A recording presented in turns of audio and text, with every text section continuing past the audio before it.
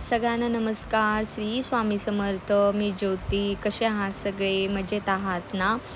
तर आज घरी केळवणाचा छोटासा असा सोहळा होता. कोणाचा होता, काय होता हे पुढे तुम्हाला कळेलच.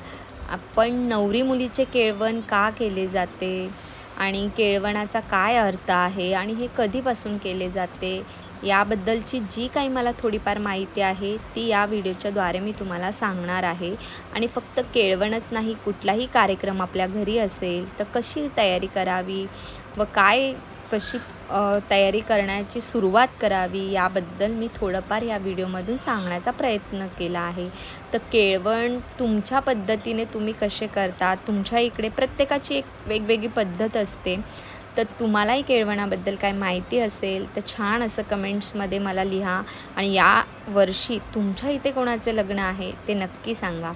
तर इथे जे केळवण होते ते माझ्या नंदेचे होते आणि तिला आज मी आमंत्रण दिले होते.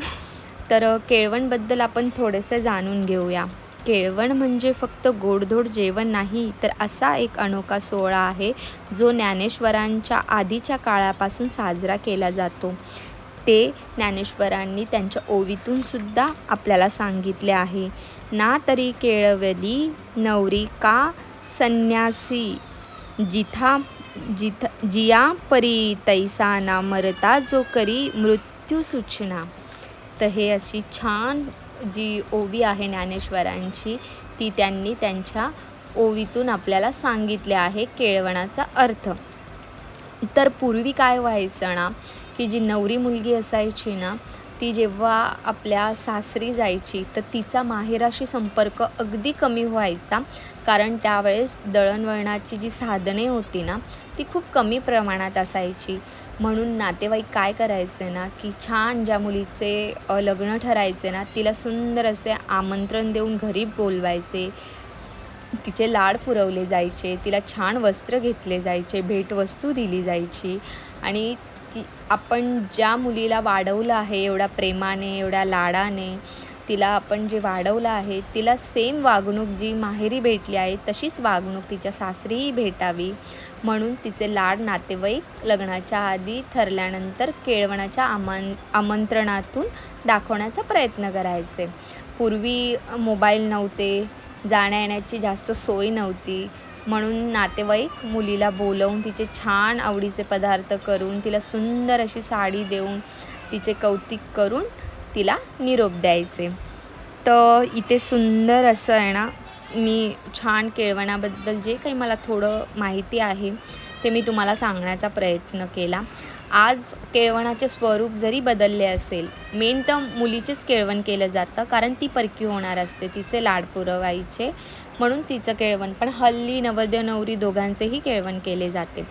तर काय हो, की यातून जे काही प्रथा थोडीफार आज चेंज झाली असेल पण भाव तर तोच आहे ना प्रेमाचा, की आपण त्यांच्यावरचं जे प्रेम व्यक्त करतो ते, मग तिथे नवरी असो किंवा नवरदेव असो. तर चला इथे छान ना कधीही तुमच्या घरी कुठलाही कार्यक्रम असेल, संध्याकाळी असेल किंवा सकाळी, तर थोडी आधीपासून तयारी करून ठेवली ना तर मग एवढं जड जात नाही. नाही तर काय होतं ना, पाहुण्यांची येण्याची गडबड आणि आपण कामात असतो, मग त्यांच्याशी बोलायला भेटत नाही, बसायला भेटत नाही. तर जेवढं जमेल तेवढं पहिलेच व्यवस्थित त्यांना दिलेल्या वेळेपर्यंत तरी आपलं काम उरकलं ना तर छान थोडंसं गप्पा मारायला भेटतं. कारण आजच्या ह्या काळामध्ये ना आपल्या मोबाईलमध्ये 100 नंबर असतात पण आपण एकमेकांशी फोनवर जास्त बोलत नाही, भेटत नाही. पूर्वी कसं लग्न ठरलं की कितीही लांब गाव असू द्या, नवरा मुलगा असो किंवा नवरी मुलगी, एकमेकांच्या घरी पत्रिका जाऊन देण्याची पद्धत होती, एकमेकांच्या आशीर्वाद घेण्याची पद्धत होती. तर आत्ता हल्ली एवढंसं राहिलं नाही. गाव साईडला तरी पत्रिका एकमेकांच्या घरी जाऊन देतात, पण शहरात हे खूप कमी झालं आहे. पत्रिका छापली की डायरेक्टली व्हॉट्सअपवर द्यायची किंवा आपले जवळचे नातेवाईक असतील त्यांना देतो. म्हणून हे काही जे केळवणाचा हा सोहळा आहे यातून एकमेकांची भेट होते किंवा आपले जे काही मराठी सण आहे, दिवाळीसाठी आपण फराळाला बोलवतो, जे काही सणसूद असतात ना यातून एकमेकांचं प्रेम दिसतं, एकमेकांची भेट होते. त्यासाठी आपण आपली संस्कृती जपली तर आपले मुलं जपतील. तर आपल्या ज्या काही मराठी सण आहेत, जे काही आपल्या पद्धती आहे ते आपण घरात केलं तरच आपले मुलं बघतील आणि तेही पुढे चालवतील. कारण आता दिवसेंदिवस जेवढा मॉडल जमाना होतो आहे तेवढी संस्कृती कमी कमी होत चालली आहे. तर ॲटलिस्ट आपण जे आपल्या परीने आपल्या कामातून जो काही वेळ भेटेल त्यातून करण्याचा प्रयत्न करायचा. भलेही बदल खूप झाले आहेत पण प्रेम मात्र तेच आहे. तर इथे सुंदर अशी मी पनीरची भाजी बनवणार होती. तिला पनीर आवडतं. मी तिला विचारलेलं तुला काय काय आवडतं, त्याप्रकारे मी तिच्या पद्धतीने जेवण बनवण्याचा प्रयत्न केला. तर इथे छान पनीरची भाजी बनवणार होती, खीर बनवणार होती. भाजी वगैरे मी काढणार नव्हती जास्त ऑइली, कारण तिचं लग्न आहे. जास्त ऑइली खाऊन कारण बऱ्याच तिला अजून कोणी बोलवलं असेल तर मग नको पिंपल्सचा वगैरे तिला म्हणजे लग्नामध्ये प्रॉब्लेम यायला, म्हणून मी जेवढं कमी ऑइली बनवायचं ना तेवढं कमी ऑइली बनवण्याचा प्रयत्न केला. आणि इथं भजीच्या जागी मी सुंदर असे काप बनवले आहे. ते कसले तर ते पुढे मी तुम्हाला दाखवणारच आहे. इथे छान पनीरची जेव्हा आपण भाजी बनवतो ना तर त्यामध्ये ना मगज बियाची जी पेस्ट असते ती किंवा काजूची पेस्ट टाकायची. त्यामुळे ना भाजी खूप छान असा रिच त्याला फ्लेवर येतो आणि धाबा स्टाईली किंवा हॉटेल स्टाईली ती ग्रेव्ही लागते. तर बघा नॉर्मल तर आपण रोज जेवतोच, पण कोणी येणार असेल किंवा सणसूद तर थोडं स्पेशल बनवलं तर ते खायलाही छान वाटतं.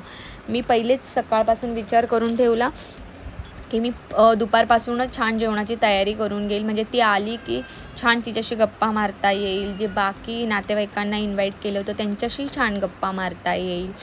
तर मला या व्हिडिओच्या माध्यमातून एक सांगायचं आहे, जेव्हाही कोणत्याही मुलीचे लग्न ठरते किंवा मुलाचे लग्न ठरते तर त्यांची जी काही फॅमिली असते, त्यांचे जे पॅरेंट्स असताना त्यांनी दोघांनाही, मुलालाही आणि मुलीलाही समजवलं पाहिजे की बाळा छान आता संसार कर.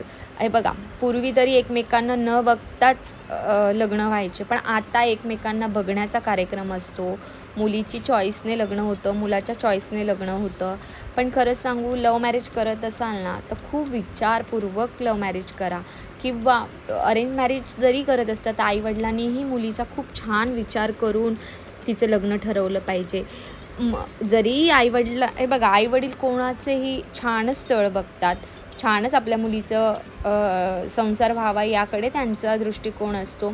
पण फक्त मुलाची खूप सगळी प्रॉपर्टी दिसते, मुलगा चांगला जॉबला आहे किंवा मुलगा भलेही जॉबला नसला तरी त्याच्या आईवडिलांची खूप प्रॉपर्टी आहे, तो नॉर्मल जॉबला आहे, हे बघून जरी घरचे करत असतील ना, पण ते जे काही सुख आहे ते आपल्या मुलीला किती भेटेल याकडे जास्त लक्ष पाहिजे. आणि जी मुलगी आपल्या स्वतःच्या मनाने एखादा मुलगा निवडते, ती लग्न करणार असेल तर तिने देखील हा विचार केला पाहिजे की तो मुलगा पुढे जाऊन मला किती साथ देणार आहे, तो कसा माझ्याशी वागणार आहे, तितकंसं आमचं रिलेशन तेवढं स्ट्रॉंग आहे का आम्ही आयुष्यभर, कारण लग्न हा 2 दिवसाची गोष्ट नाही आहे, लाईफ टाईम आपल्याला त्या मुलाबरोबर आपलं आयुष्य काढायचं आहे.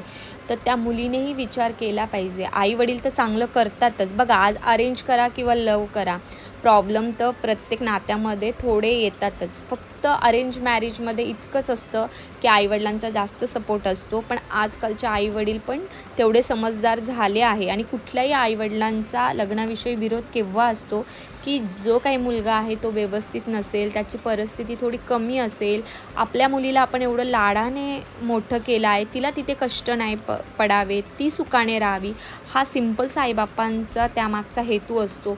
कुठलंही स्थळ व्यवस्थित असेल, मग ते अरेंज असो किंवा लव, तर कोणीही विरोध करत नाही. पण त्यांनी ज्या आईने 9 महिने पोटात ठेवलेलं असतं, जी तिला आई वडील दोघंही मिळून खूप छान संस्कार देतात, मोठं करतात, तर आपली मुलगीही सुखी राहावी हाच त्यांचा प्रामाणिक प्रयत्न असतो. ज्या मुलींचे लव्ह मॅरेज होतात त्यांच्या आईवडील जर विरोध करत असतील तर प्लीज वाईट मानून घेऊ नका, ते वाईट नसतात, ते तुमच्या भल्याचा विचार करत असतात. असे आता कितीतरी कपल्स आहे, खरंच प्रामाणिकपणे सांगा की तुम्ही लव्ह मॅरेज केलं आणि तुम्ही खूप खुश आहात, काहीच प्रॉब्लेम होत नाही, तर ते शक्य नाही. संसार म्हटलं की भांड्याला भांडं लागतं. पण हो, जेव्हा मुलगी 100% देते ना तर मुलगाही देण्याचा प्रयत्न करतो. हल्ली इतकं यूट्यूबमुळे ना काही गोष्टी कळायला लागल्या आहे, काही गोष्टी दृष्टिकोनातून येत आहे की लग्न झाल्यानंतरही एक्स्ट्रा अफेअर असतं. लव्ह मॅरेज असूनसुद्धा मुली किंवा मुलं नंतर अफेअर करतात. हे कितपत योग्य आहे हे कळतच नाही. म्हणजे कुठे चाललं आहे हे कलियुग, इतकं वाईट झालं आहे ना की घरातली जी स्त्री असते ना तिला म्हणजे तिचं का वेट वाढतं आहे, तिचा काय प्रॉब्लेम आहे, तिची सुंदरता का गेली आहे, एक मूलबाळ झाल्यावर सुंदरता कमी होते हे मुलगाही समजून घेत नाही आणि तीही समजून घेत नाही. पूर्वी जेवढी इज्जत एकमेकांना द्यायचं ना, तितकं खरंच खूप कमी झालं आहे आता. खूप म्हणजे खूप कमी झालं आहे. प्रत्येकाला आपलीच बाजू खरी वाटते, तसं नसतं. मुलीनेही 100% दिलं पाहिजे आणि प्रत्येक आईने आपल्या मुलीला पहिले जेवण शिकवलं पाहिजे. ही खूप महत्त्वाची गोष्ट आहे. कारण लव्ह मॅरेजमध्ये ना सगळं चालतं, अरेंज मॅरेजमध्ये सगळं चालतं. पण रोजच्या ज्या मूलभूत गरजा आहे ना, त्या एक बेसिक गोष्टी ना मुलीला आल्या पाहिजे. ना की म्हणजे त्या मुलीने जेवण न बनवणं, नवऱ्याला व्यवस्थित डब्बा न देणं, सासू-सासऱ्यांना उलट उत्तर देणं किंवा त्यांनीही त्या मुलीची इन्सल्ट करणं, ह्या सगळ्या गोष्टींमुळे वादविवाद होतो. म्हणून जेव्हाही लग्न ठरतं ना, तर एकमेकांना म्हणजे मुलाच्या आईवडिलांनी मुलाला आणि मुलीच्या आईवडिलांनी मुलीला हे समजवणं खूप गरजेचं आहे, की संसार म्हटलं की भांड्याला भांडं लागतं. आणि खरंच सांगू, जेव्हा एका मुलीचं लग्न होतं ना, तर तिच्या आईने ना 100% मुलीला आहे ना सपोर्ट केला पाहिजे, की बाळा तूही व्यवस्थित वाग. तिचं चुकत असेल तर तिला समजवलं पाहिजे आणि जावयाचं चुकत असेल तर त्यांनाही मुलासारखंच समजवलं पाहिजे. ना की म्हणतात ना, खूप म्हणजे आपण हे बघा, आपली मुलगी आहे म्हणून आपल्याला आपल्या मुलीची चुकी कधीही दिसत नाही. पण तसं नसतं. आपलीही मुलगी कुठे चुकते हेही आईने समजवलं पाहिजे. आणि कोणत्याही मुलीला असं कधीही वाटत नसतं, की आपला संसार खराब व्हावा किंवा आपलं जे काही आहे ते चुकीचं घडावं. प्रत्येक मुलगी आणि मुलगा दोन्हीही प्रयत्न करत असतात. पण यातून आहे ना एकच गोष्ट आहे, की एकमेकांना समजून घेणं. जितकी इज्जत बाई नवऱ्याला देते ना, तितकीच इज्जत नवऱ्यानेही बाईला दिली पाहिजे. कारण मुलीचं लग्न फक्त मुलाशी नाही होत, तर तिच्या पूर्ण फॅमिलीशी. जशी मुलगी आपल्या सासू-सासऱ्यांना, नंदांना, जावांना आपली फॅमिली मानते, तसं मुलांनीही तिच्या फॅमिलीला तशाच प्रकारे एक्सेप्ट केलं पाहिजे. मुलीनी तिचे कर्तव्य पार व्यवस्थित पाडले ना, तर मुलगाही पाडतो. पण काही ठिकाणी ना उलटं घडतं. आजकाल आहे ना, पहिले हेच ऐकायला भेटायचं, की हा मुलगा ड्रिंक करतो, हा मला एवढा त्रास देतो, मला तेवढा त्रास देतो. मुलाकडनंच प्रॉब्लेम मांडले जायचे आणि मुलं किंवा त्यांचे सासरचे खरोखर मुलींना जाच करायचे. पण आता मुली एज्युकेटेड झाल्या आहे, मुलींनाही तेवढंसं कळतं आणि मुलीही आवाज उठवू शकतात. पण काही मुली खरंच आज आहे ना ह्या कायद्याचा गैरवापर करत आहे. कितीतरी पुरुष बिचारे ना ह्या गोष्टीसाठी ना खरंच फसल्या गेल्या आहे. त्यांची चुकी नसताना त्यांना फसवलं गेलं आहे. म्हणून जेव्हाही एखाद्या मुलीचे अरेंज मॅरेज होते ना, त्यांच्या आईवडिलांनी ना बळजबरी करून कधीही मुलीचं लग्न करू नये. का? तर नंतर आहे ना फक्त त्या मुलाच्या फॅमिलीला भोगावे लागते. त्याच्यावर नको ते चुकीचे आरोप केले जातात आणि तो मुलगा अक्षरशः आहे ना आत्महत्यापर्यंत पोहोचतो. आपण नेहमी, आता मी एक मुलगी असून का हे सगळं सांगत आहे, खरोखर असे दादा लोकं आहेत, की ज्या वैतागले अक्षरशः. खरंच मुलींनी आहे ना, ती एक अन्नपूर्णा आहे, ती एक लक्ष्मी आहे घरची. ती सगळं काही आहे. तिने ठरवलं ना, ती सगळं नीट करू शकते. म्हणून आहे ना, कोणाचीही मुलानेही आणि मुलीनेही, मी दोघांच्या बाजूने बोलते.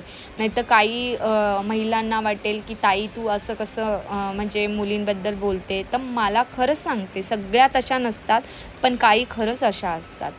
म्हणजे अक्षरशः आहे ना, असं सुद्धा आता दिसतंय, की लव्ह मॅरेज करूनसुद्धा लग्नानंतर म्हणजे अफेअर होत आहेत.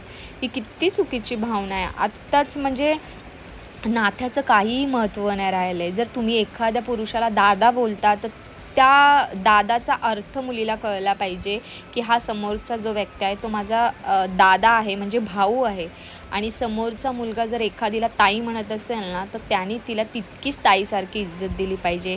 हे सगळं मी का सांगते? कारण आहे ना, आजकाल एवढी म्हणजे जी बुद्धी आहे ना, इतकी भ्रष्ट झाली आहे ना सगळ्यांची.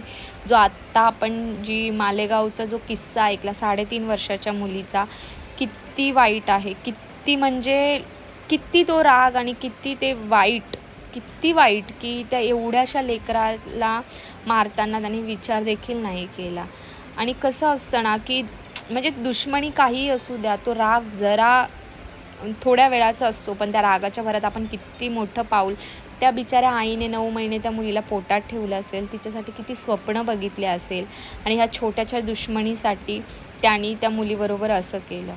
तर मला सिम्पलचं यातून हे सांगायचं आहे, की आज आहे ना आपण का देवाधर्माचं करायला पाहिजे, कारण आपली बुद्धी ठिकाण्यावर राहते, आपण वाईट मार्गाला जात नाही, आपली फॅमिली चांगली राहते.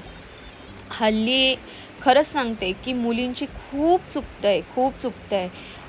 आणि इथे जास्त चुकतंय मुलीच्या आईचं. तिने म्हणजे जे काही करते ना लहानपणापासून कामाचं वळण लावणं.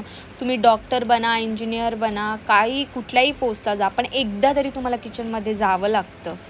म्हणून आहे ना प्रत्येक मुलीला थोडं बेसिक जेवण तर आलं पाहिजे. बेसिक गोष्टींचं कॉमन सेन्स पाहिजे. बेसिक गोष्टी केल्या पाहिजे. हे म्हणतात ना, इज्जत दिली तर इज्जत भेटेल. कोणीही वाईट नसतं, मुलगीही वाईट नसते, मुलगाही वाईट नसतो. पण ती परिस्थिती वाईट असते आणि तसं वागत असतो आणि दोघांनाही एकमेकांच्या रागावर कंट्रोल पाहिजे. तेव्हाच पुढे संसार सुखाचा होतो. आता ह्या सगळ्या गोष्टी सांगण्याचं तात्पर्य काय केळवणामधून, की हे समजवा. तुम्ही हे मुलीलाही समजवलं पाहिजे आणि मुलालाही. मुलाचं तितकंसंच कर्तव्य आहे बायकोला व्यवस्थित सांभाळणं, संसार सांभाळणं. जेव्हा बायकोचं चुकतं तर तिची बाजू व्यवस्थित सांभाळून घेणं आणि आईचं चुकलं तर आईची बाजू व्यवस्थित सांभाळून घेणं. जे पुरुष दोघंही बाजू एकदम व्यवस्थित सांभाळतात ना, खरंच त्यांचा संसार खूप सुखाचा होतो. आजही ते ऐकायला भेटतं आणि मरण फक्त मुलाचं होतं. का तर ती बायकोही त्याची आहे आणि आईही त्याची आहे. त्या दोघींवर तो तितकंसंच प्रेम करत असतो. पण कोणत्याही मुलाने ना बायकोसमोर आईला बोलू नये आणि आईसमोर बायकोला नाही बोललं पाहिजे. एक वेळेस आईसमोर बायकोला बोललं तर चालेल, पण आपल्या आईला नाही बोललं पाहिजे. व्यवस्थित समजवलं पाहिजे आणि म्हणजे त्या सासूनेही समजून घेतलं पाहिजे. हे बघा, असं म्हटलं जातं सासू कधी आई होऊ शकत नाही, आई आणि जी सून आहे ती कधी मुलगी बनू शकत नाही. पण नाही, आज आहे ना असे कितीतरी घरं आहेत की ज्यांना मुलगी नाही ना, त्या सुनेला आहे ना अक्षरशः राणीसारखं ठेवतात. तिचं कौतुक केलं जातं, मुलीसारखंच प्रेम केलं जातं आणि कितीतरी मुली अशा आहेत की सासूला आहे ना अक्षरशः आईसारखं प्रेम देतात. हे ना सगळीकडे घडत नाही, पण जिथे घडतं आहे ना त्यांनी याच्यातून इतकाच बोध घ्यावा की जी कोणी मुलगी आहे वयाच्या 20-25 वयामध्ये तिचं लग्न होतं, तर ती दुसऱ्या फॅमिलीतून आलेली असते. तिचं जे लाड आहे, तिचं जे प्रेम आहे, तिच्या आईवडिलांनी तिचं वेगळं पालनपोषण केलेलं असतं. तर थोडंसं तिला आपल्या घरातही ॲडजस्ट व्हायला वेळ लागेल. तर त्यांनीही ह्या गोष्टी समजून घेतल्या पाहिजे. बघा, आज आहे ना इतकं म्हणजे चुकीच्या गोष्टी आपल्या कानावर पडतात ना. सोशल मीडिया चांगली पण आहे आणि वाईट पण आहे. पण आपल्याला जितकं छान करता येईल ना तितकं करण्याचा प्रयत्न करायचा.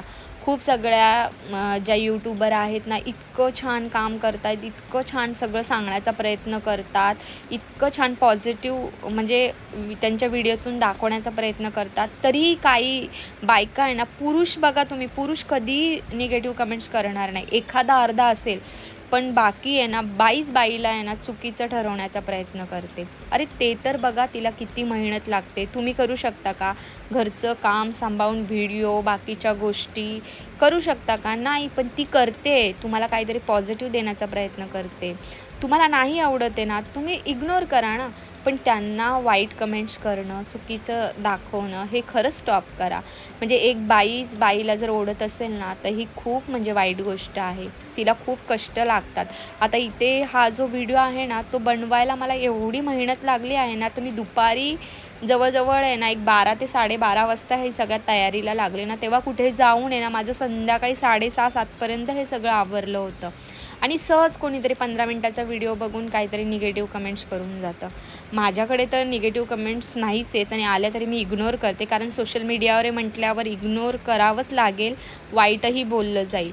पण एवढंच की कोणाचं मन नका दुखवू, कारण आपण एकमेकींना सपोर्ट केलं तर आपण पुढे जाऊ. आपल्यामुळे जग चालणार आहे, फक्त पुरुषामुळे जग नाही चालणार आहे. तर आपल्याला जेवढं पॉझिटिव्ह कोणाला देता येईल ना, तेवढं देण्याचा प्रयत्न करायचा, ना की काही आपल्याकडून निगेटिव्ह गोष्टी. हे बघा, आपण ज्या वातावरणात राहतो ना तेच घडत असतं, जसे विचार करतो तसंच घडत असतं. म्हणून आहे ना प्रत्येक जणांनी एकमेकांना समजून घ्यायचं, कारण आत्ताचा काळ तरी ठीक आहे, पुढे तर खूप वाईट परिस्थिती होणार आहे. बघा, पूर्वी असं ज्या गोष्टी ऐकायला नाही भेटायच्या ना, त्या सोशल मीडियावर ऐकायला भेटत आहेत. म्हणजे विचार करा, जगात किती वाईट चालू आहे, त्या मानाने आपण खूप सुखी आहोत. स्वामींनी आपल्याला खूप छान ठेवलं आहे, आपलं परिवार छान ठेवला आहे, आपल्या मुलींना छान ठेवलं आहे. तर आपण दुसऱ्यांसाठी प्रार्थना करायला शिका, आपण दुसऱ्यांना कसं प्रेम देऊ शकतो हे करण्याचा प्रयत्न करा. तर इथे छान पीठ वगैरे मळून झालं होतं आणि जे मी काप बोलली ना ते मी हे आरबीचे काप बनवणार आहे. तर जे नॉनव्हेज खातात ना त्यांना ओल्या बोंबलाची जी टेस्ट असते ना ती माहिती असेल ना तर सेम हे तसेच लागतात, खूप सुंदर लागतात आणि फिश फ्राय करतो ना त्याप्रमाणे हे छान बनतात आणि मस्त लागतात. तर इथे बघा छान माझी पनीरची भाजी तयार झाली आहे, खीरही झाली आहे. एकीकडे मी कुकरही लावून घेणार आहे. तर नॉर्मल डाळ तर आपण खातोच म्हणून आज मी डाळ तडका बनवणार होती आणि जास्त नव्हती बनवणार, पनीरची भाजी होती म्हणून. तर इथे छान माझं आहे ना मस्त असं इकडे एकीकडे तयार झालं आहे. तर बघा किती सुंदर तयारी झाली होती, सगळं ती यायच्या आधी माझं सगळं रेडी झालं होतं. तर मस्त असं छान जेवण मी हे बनवलं तिच्या आवडीचं आणि तिलाही खूप आवडलं. ती बोलली की वहिनी खूप मस्त झालं म्हणून जेवण. तर मी इकडे बोलवलं होतं ते तिच्या म्हणजे माझे यांची मावशी आहे ना त्यांची ही मुलगी आहे, तिचं नाव राणी आहे, तुम्ही रांगोळीत बघितलंच असेल. तर मी मावशींना बोलवलेलं, काकांना बोलवलेलं, मोठ्या मामा मामींना बोलवलेलं आणि तिला बोलवलेलं. छान आल्यानंतर मस्त त्यांचा पाहुणचार केला, छान गप्पा मारल्या आम्ही बसून. बघा मुलीला आहे ना सासर आणि माहेर बॅलन्स करता आलं ना सगळ्या गोष्टी खूप छान होतात. आणि मुलीने ना म्हणजे माहेरपेक्षा सासरच्यांना एवढं जपलं पाहिजे ना, उद्या काहीही प्रॉब्लेम झाला ना तर खंबीरपणे आहे ना आपले जे माहेरचे असतात ना ते उभे राहिले पाहिजे. एकवेळेस नवऱ्या वेगळीकडे पडला ना तरी चालेल, पण ते आपल्याकडे खंबीरपणे उभे राहिले ना तर नवरा पण आपल्या मागे छान उभा राहतो. तर एक सांगू, माणसांना ना जास्त अपेक्षा नसते. छान जे प्रत्येक मुलाला आहे ना गर्लफ्रेंड कशीही चालते, पण बायको आहे ना ही संस्कारीच लागते. तुम्ही कधीही बघा. तर प्रत्येक मुलाची अपेक्षा आहे ना हीच असते की छान मला जेवण दिलं पाहिजे, माझ्या घरच्यांची इज्जत केली पाहिजे, छान मस्त ही राहिली पाहिजे. आणि आज मुलांचेही विचार खूप मॉडेल झाले आहे, असं काही नाही. मुलीही छान जॉबला जातात आणि काही ताईंना ना खरंच मानलं पाहिजे, जॉब करून घर सांभाळून सगळं करतात ना, खरंच त्यांना मानलं पाहिजे. खूप ताई अशा आहेत की ज्या घरही सांभाळतात आणि आपली नोकरीही सांभाळतात आणि खूप सुंदर संसार करतात. तर इथे छान मी थोडासा लाल तिखट, धण्याची पावडर, चिकन मसाला लावून घेतला होता, मीठ आणि हळद लावून, हिंग लावलं आणि थोडासा रवा लावून आता इथे छान मी मस्त तव्यावर हे फ्राय करायला ठेवणार आहे. म्हणजे एकीकडे फ्राय होईल आणि एकीकडे माझ्या चपात्या होतील. तर मैत्रिणींनो, ह्या व्हिडिओच्या माध्यमातून एवढं सांगायचं की जी कोणी नवरी मुलीचं लग्न ठरत असेल ना तिला छान तिचा संसार कसा सुखाचा झाला पाहिजे, आपल्या संसारात काय कुठे उतार चढाव आले हे तिला छान समजून सांगितलं पाहिजे. म्हणजे तीही तिचा संसार सुखाचा करेल आणि दोघंही आनंदाने राहतील, एकमेकांना इज्जत देऊन, एकमेकांची रिस्पेक्ट करून आणि घरच्यांची रिस्पेक्ट करून. तर इथे सुंदर आहे ना साच्यांमुळे ना खूप हेल्प होते, खूप म्हणजे खूप हेल्प होते. तर इथं सुंदर मी अशी रांगोळी काढून घेतली आणि तिचं नाव श्रुती आहे, पण आम्ही सगळे राणीच बोलतो म्हणून इथे मी राणीच टाकला. आता काही ताई म्हणतील की ताई तुझी नणंद आहे तर नंदेला आवजावं घालायचे, पण ती खूप लहान आहे आणि पहिल्यापासून ती सवय झाली आहे म्हणून मी तिला जे आहे ना नावानेच बोलते, आवजावं वगैरे काही घालत नाही. तेवढं आमच्या घरी फ्री वातावरण आहे. हो, जी माझी सक्की नणंद आहे तीसुद्धा माझ्यापेक्षा वयाने लहान आहे, पण मी तिला ताईच बोलते आणि आवजावं देखील घालते. पण ही खूपच लहान असल्यामुळे म्हणजे सवय झाली. माझं जेव्हा लग्न ठरलं तेव्हा ती खूपच लहान होती म्हणून ती सवय झाली आहे. तर इथे छान माझी खणाची साडी होती, खूप सुंदर साडी होती आणि ही माझ्या वहिनीने मला गिफ्ट केली होती लॉकडाऊनमध्ये. पण काय माहिती ती थोडीशी एका साईडने विरली आहे, म्हणून मी काय करते ना असं काही मराठी कार्यक्रम असेल ना तर छान हिला म्हणजे असं आथरून घेते आणि छान इथे मस्त तयारी करते आहे. तर म्हणजे कसं असं दिसताना असं छान मराठी काहीतरी कार्यक्रम आहे आणि मस्त म्हणजे एक मराठी लूक यावा म्हणून मी हे सगळं केलं होतं. आणि तो जो जांभळ्या कलरवर नारंगी कलर आहे ना तो खूप सुंदर असा उठून दिसत होता. एक छान चौरंग ठेवला मी तिच्यासाठी आणि मस्त चौरंगाच्या अवतीभोवती साच्याच्या साह्याने रांगोळी घालून घेतली आणि त्यामध्ये छान असे मस्त आहे ना रेड कलरचे डॉट दिले. इथे मामी आलेल्या होत्या. आमच्या मामी नेहमी कार्यक्रमाच्या जो टायमिंग दिला आहे ना बरोबर टायमाला येतात. तर मामी पण आल्या होत्या, नवरी पण आली होती. इथं थोडंसं माझं फक्त हे नॉर्मल डेकोरेशनचं राहिलं होतं कारण मिस्टरांना केळीचं पान आणायला लावलेलं ना तर ते आणलं त्यांनी, म्हणून मला उशीर झाला. तर बघा इथे किती सुंदर बहिणीने ना बोटाने हे छान असं नाव आहे ना मस्त टाकून घेतलं होतं आणि इथं सुंदर अशी सिंपल साधी पण छान अशी केळवणाची मी तयारी केली होती. इथे लिहिलं होतं राणीचे केळवण. बघा इथे आमची नवरी मुलगी आली आहे आणि सगळ्यांनी तिला तिच्या संसारासाठी छान असे आशीर्वाद द्या. तिचा संसार सुखाचा, समृद्धीचा आणि आनंदाचा आणि भरभराटीचा हो, याच्यासाठी तिला सगळ्यांनी शुभेच्छा द्या. छान साडी, मी तिला सांगितलं होतं की साडीच घालून ये. तर इथे छान तिचं आहे ना 5 डिसेंबरला लग्न आहे. तर तिला तिच्या संसाराच्या खूप खूप छान शुभेच्छा. राणी तू खूप सुखी राहा. तिच्याच आवडीचा मुलगा आहे.